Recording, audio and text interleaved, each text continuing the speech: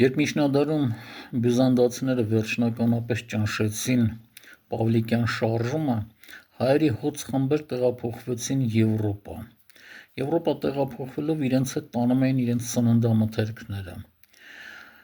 Բուլղարիա տեղափոխված հայերը իրենց հետ տարել էին նաև յուղորթը։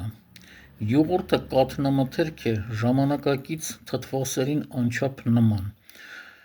Սարքում են տիկերի մեջ։ Բուլղարացիները չկարողանալով արտասանալ յուղորթ բառը յուղորթին սկսեցին յոգուրտ ասել։ Ժամանակի ընթացքում փոխվեց նաև բաղադրությունը։ Հայերը օրինակ համեմունքներ չէին գցում յուղորթի մեջ։ Եվրոպական ժամանակակից բազմաթիվ բառարաններում յուղորթը այժմ նշվում է բուլղարական կաթնամթերք, բայց հիմքում ընկած է հայկական յուղորթ կաթնամթերքը։